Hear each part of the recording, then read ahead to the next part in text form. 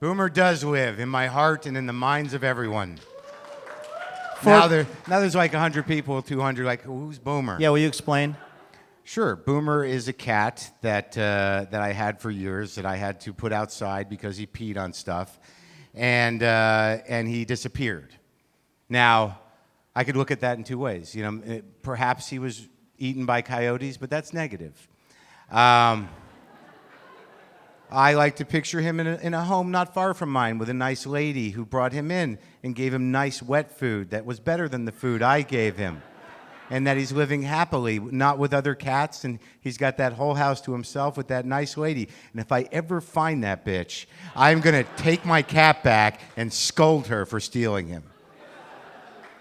You have a pretty unorthodox way, though, of getting new cats, including essentially trapping and bringing feral kittens into your queen's apartment? I didn't know they were feral, Luke. I mean, they were just cats outside. I had no idea.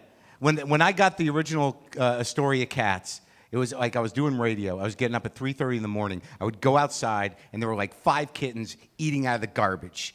And the first time I saw them, I'm like, wow, this is bad. Someone's got to deal with this. And then I went to work. A few days later, same thing. I go out the garbage. They're eating like old burritos. It's horrible. And I'm thinking, like, they're all going to have sex with each other. We're going to have an explosion of feral cats.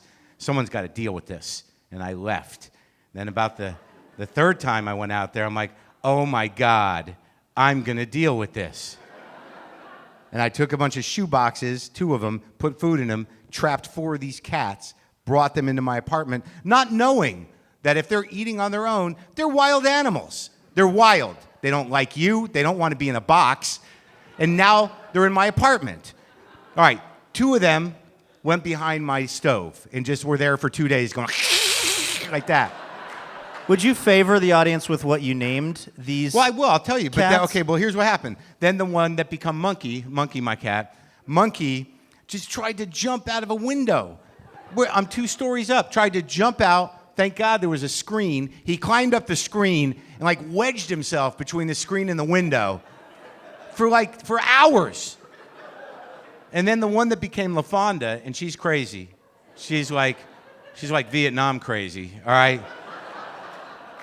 But there's a reason. LaFonda, the first thing she did when she got into the house was get stuck on a glue trap, right? So this cat that I don't know, flopping around on this glue trap, and I had to rip this wild animal off a glue trap. So I ripped her off the glue trap. She ripped up my hands. So I provided that war for her. You know, like from now on, like for here on out, she's twitchy. And I know why. It's because of that moment. And quite honestly, I couldn't get them out of my apartment. And the saddest part of this story, Luke, is I just wanted friends. And yeah, because you flew them across the country. 2 of them. And how much of that was because your marriage was falling apart? It's in your book. I know, I wrote the book. Well, no, I flew them across the country because I had to go home. The marriage part's not related to that. The marriage part is related to me screaming at my wife. I didn't scream at the cats. I was nice to the cats. If I was as nice to my wife as I was to those damn cats, I'd still be married, Luke. Thank you. But no, I did take them. I did have to take feral cats across country. The ex-wife took one of them, and he was okay. But LaFonda, Vietnam crazy LaFonda, I had to get her into a cage, which required I had to put leather gloves on, and I had to invest a morning into this project because even if you just have regular cats, man, to get them into the cage, it's traumatic. And sometimes you've only got one shot. Maybe some cat owners could relate to that. Like if you don't like get that cage open the night before thinking that they don't know it's there, and you gotta time it out right. It's gotta be one thing, because if you screw that up, you can't, and it's gonna another 3 days before you can try again. You gotta call the vet and go, it's not happening today. It's not, I know she's sick, but she's not going. She's not going. And these are wild cats. So like I got leather gloves on and I grabbed LaFonda and she bit through the glove, got her into the cage, my hand's bleeding. So I get her into the cage. I've never flown with cats. So I get to Kennedy, I get to the TSA with my cat and I put it on the belt. And the TSA guy goes, no, you gotta take that cat out of the box and walk it through. So I'm like, what? You know what it took me to get her into that cage? She's not getting out of that cage. I became a crazy cat person. You know, people were looking at me weird, and he's like, oh, well, then you can't go through. And I'm like, look at my hands! You know. So finally, after I made a scene, like I made such a scene that when I did take LaFonda out, the guy acted like I had a bomb. Like he was running like, everyone stand back! You know, and I got LaFonda, and she was so freaked out, she just wanted to get back in the cage. It was beautiful. My fear was that I would end up having to chase her, you know, through the airport. I just picture this like Disney montage of me like, you know, running around a baggage carousel, you know, trying to get this cat. But those two are there. The other two I gave away to people that like those kind of cats. But the two I have are living quite the life. Boomer was not part of that crew. Right. Boomer's gone. Right. But he lives. But Boomer lives. Yes. As fans of your podcast say, and your other projects, we're talking to Marc Maron. This is Live Wire Radio. Marc's the guy behind the WTF podcast. There are people who describe the tone on your podcast as being very confessional. And you were saying to me in the back room that people will say, oh, it's like on-air therapy for you, but you don't feel like that's the accurate way to describe it. I hate when people say therapy about anything. It's like, shut up. Yeah, you know what I mean? Like everybody, if anyone talks for more than 10 minutes, like it's like therapy. No, it's like conversation. You know, I mean, I just don't know what the culture has become to where when people talk either on mics or off mics about issues that affect them personally to another human being, it's like, oh, that guy's in trouble. You know what I mean? No, he's a person. I mean, theoretically, maybe it's just careerism, maybe it's just narcissism. I don't know what it is, but I have to assume at some other point in the history of humans, sitting around and talking for an hour was a fine way to spend an afternoon.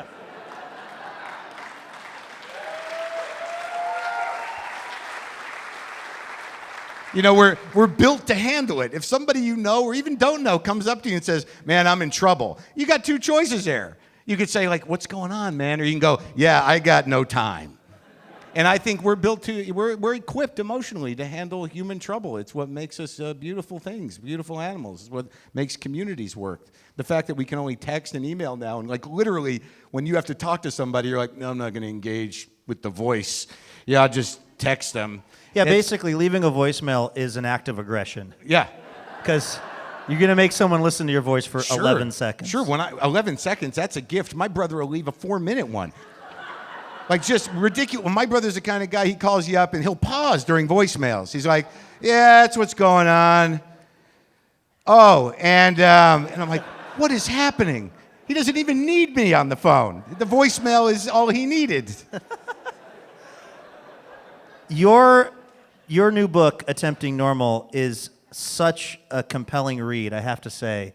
So anybody who's hearing this, I highly, highly recommend you pick up this book because it's not a book about comedy per se, and it's not a book about podcasting, and it's not just a book about the various ways that you've alienated people in your life, but it's kind of about all of that. And I thought you were going to say something nice at the end.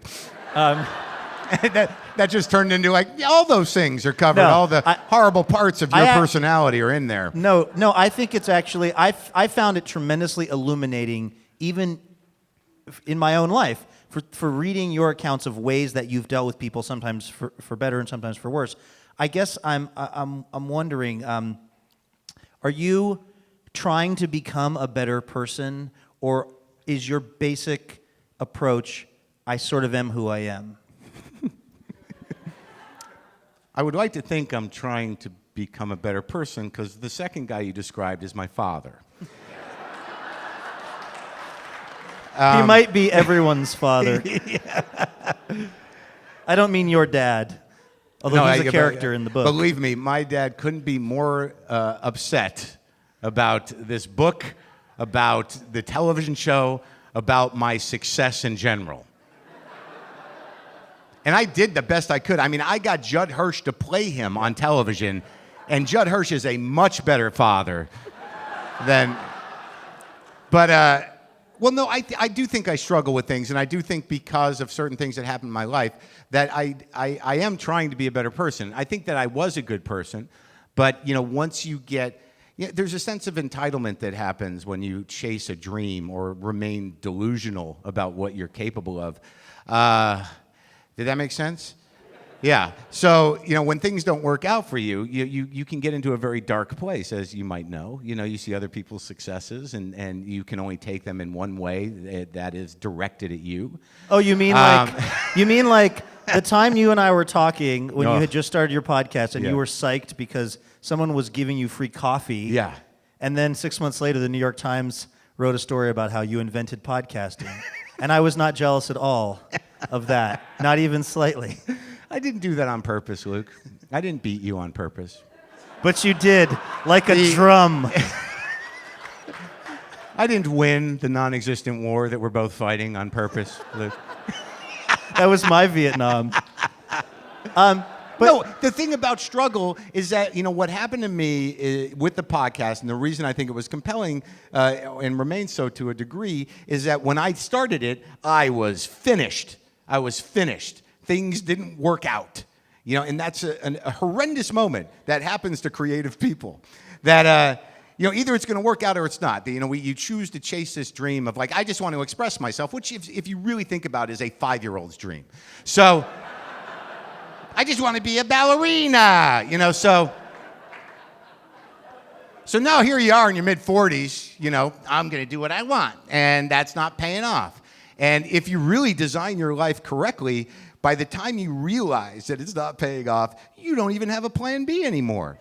That's a beautiful, rough moment when you're in your 40s and you're like, screw this, I could always, wow.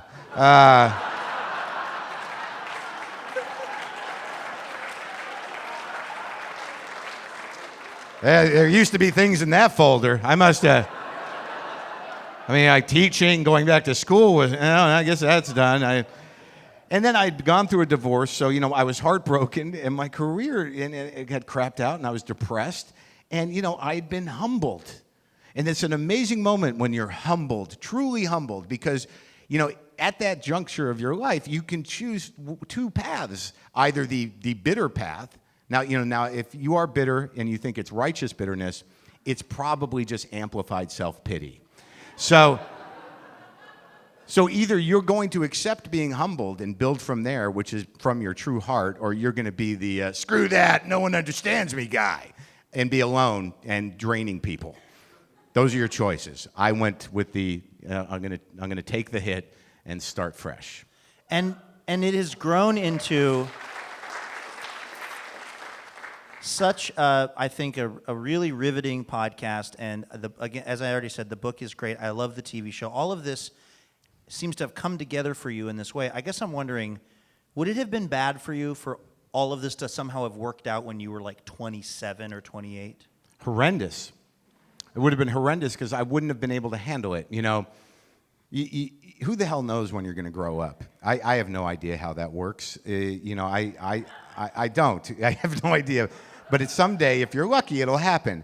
And I think when I was younger, I was so fueled by spite and weirdness and aggression, and I was pompous and arrogant that I think it's nice of you to think that those opportunities could have happened to me. But I was so busy alienating people that I don't think they could have happened. And the opportunities that I did have then, I didn't screw up necessarily, but I really just wasn't ready for them. And my entire life, my career was driven by spite. My career was driven by me calling my manager up and going, "Why the hell is Jon Stewart everywhere?" That was the first 15 years of my career, is seeing Jon Stewart on magazines going, I get it. You win the cute Jew contest. All right, so I had to see myself as the anti-Stewart for years. So I was not prepared in any way to handle any opportunity. I'm happy that it happened now because I can show up. I did the work. I'm prepared to deal with this. I've earned it, and I've paid my dues, and I'm relatively unafraid and pretty humbled, and that's a good way to go through life. Well, I don't think it could have happened to a better guy. You've always been incredibly generous with me in various projects I've done, and it's it's totally fascinating, the stuff that you're working on, and I would just say congratulations. So, Marc Maron, ladies and gentlemen. Thank you, Luke. Thank you. Thank you.